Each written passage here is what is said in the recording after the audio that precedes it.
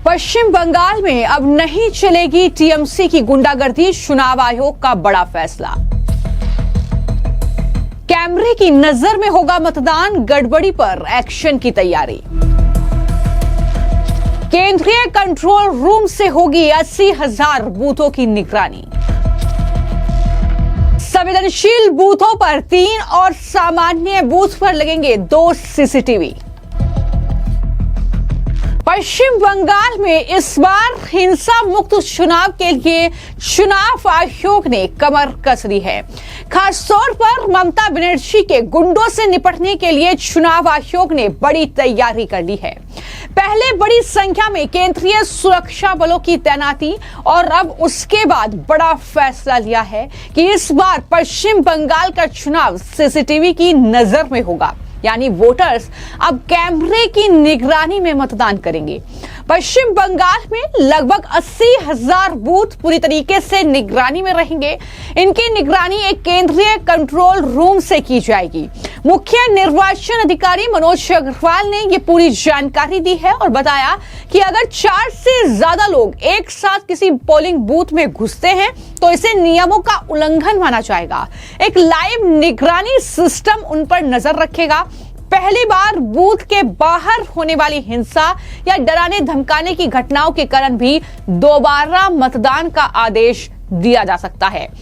और बताया कि एआई वाले सीसीटीवी कैमरों से नजर रखी जाएगी, रियल टाइम मॉनिटरिंग होगी और अतिरिक्त सुरक्षा बल तैनात किए जाएंगे।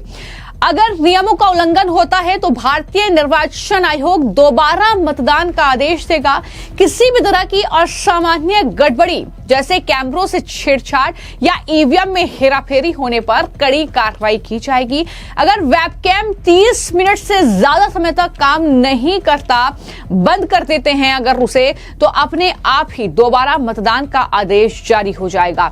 ये सारे जो जानकारी है वो चुनाव आयोग की तरफ से दी गई है और जाहिर तौर पर चुनाव आयोग इस हिंसा, इस गुंडागर्दी से निपटने के लिए जो भी तैयारी कर रहा है वो टीएमसी के नेताओं को चुभ रही है। Mamata Banerjee back to back जो है चुनाव आयोग पर भड़ास निकाल रही है, उन्हें लेटर लिख रही है। ये सारी तस्वीर देखने को मिल रही है। लेकिन इससे पहले मैंने आपको जानकारी दी थी कि पहले चरण की वोटिंग जो 23 अप्रैल को होनी है उसके लिए 2407 केंद्रीय बल की कंपनियां जो है उनकी तैनाती की गई है, जिसमें हर कंपनी में 80 से 120 जवान होंगे, यानी करीब करीब लाखों की संख्या में जवान वहां पर तैनात रहेंगे सुरक्षा के लिए। और जब ये सब कुछ हो रहा है, बुलेट प्रूफ गाड़ियां वहां पर पहुंच रही है जिसमें सेना के कमांडो रहेंगे और वो निगरानी रखेंगे। तब जो ड्रेक ओब्रायन हैं, जो टीएमसी के सांसद हैं, उन्होंने सवाल उठाए और उन्होंने चुनाव के बीच जो है सेना के जवानों पर ही आरोप लगाया, सीआरपीएफ के जवानों पर आरोप लगाया कि वो बीजेपी उम्मीदवारों के साथ नजर आए। उन्होंने इस संबंध में मुख्य निर्वाचन अधिकारी ज्ञानेश कुमार को औपचारिक शिकायत भी भेजी है। तो इस तरीके की भड़ास निकाली जा रही है। टीएमसी की इस शिकायत के मुताबिक जवान बीजेपी उम्मीदवारों के साथ घूमते दिख रहे हैं और बीजेपी के पर्चे बांटते नजर आ रहे हैं। वोटर्स को बीजेपी के पक्ष में वोट देने के लिए प्रेरित किया गया। ये सारी बातें सोशल मीडिया पर जो है उनके जरिए जारी की जा रही हैं। तो कुल मिलाकर इस तरीके से पहले भी सीआरपीएफ पर सवाल उठाए हैं। एक बार फिर से वही राजनीतिक हथकंडा जो है ममता बनर्जी और उनकी पार्टी के नेता जो है चुनाव आयोग, सीआरपीएफ और साथ ही इस तरीके से बीजेपी के खिलाफ चला रहे हैं। तो पश्चिम बंगाल में 2026 का यह विधानसभा चुनाव पूरी तरीके से पारदर्शी हो, सुरक्षित रहे, इसको लेकर ही निर्वाचन आयोग ने डिजिटल घेराबंदी एक तरीके से ये तैयार की है। जहां मैंने जानकारी दी कि चुनाव आयोग अब संवेदनशील जो मतदान केंद्र हैं वहां पर 3 और जो सामान्य केंद्र हैं वहां पर 2 सीसीटीवी कैमरे लगाएगा। खास बात यह है कि ये कैमरे केवल रिकॉर्डिंग नहीं करेंगे बल्कि आर्टिफिशियल इंटेलिजेंस यानी एआई तकनीक से लैस होंगे जो किसी भी संदिग्ध हलचल पर तुरंत अलार्म बजा देंगे। ये सारी जानकारी सामने आई है। निर्वाचन आयोग की इस नई योजना के तहत कैमरों का जाल हर तरह से बिछाया जाएगा कि गड़बड़ी की कोई गुंजाइश न रहे और जो भी गड़बड़ी करते हुए मिलेगा उससे सख्ती से निपटा जाएगा। ये भी बातें सामने आई है। तो सेंट्रलाइज्ड मॉनिटरिंग जो है वो इलेक्शन कमीशन की रहेगी, यानी किसी भी तरीके से अगर गुंडागर्दी करते हुए लोग मिलते हैं तो उन पर एक्शन होगा और इस तरीके से बूथ के भीतर की 360 डिग्री गतिविधि साफ तौर पर नजर आएगी। इन कैमरों से कुछ इस तरीके से इन्हें सेट किया गया है।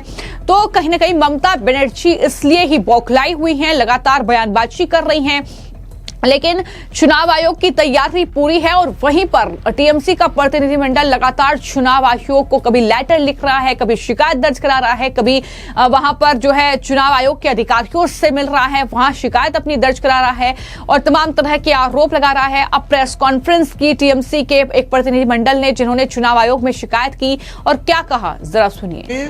4-member delegation of the All India Trinamool Congress, where MP Nadimul Haq, Sri Arup Biswas, contesting candidate, Dr. Shashi Panja, another contesting candidate, Honorable Councillor Sudarshana Mukherjee, we visited the CEO and we placed our concerns.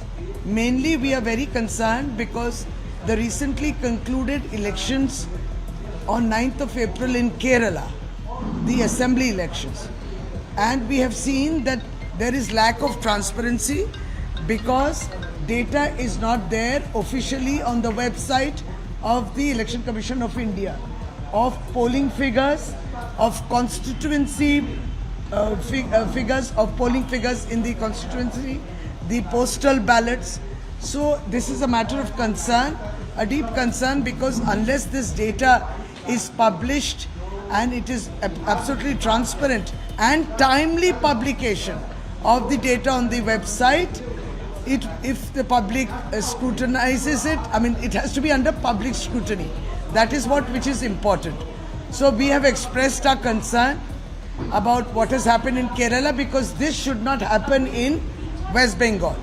Second concern was of what has happened in Andhra Pradesh, where also the voting has concluded.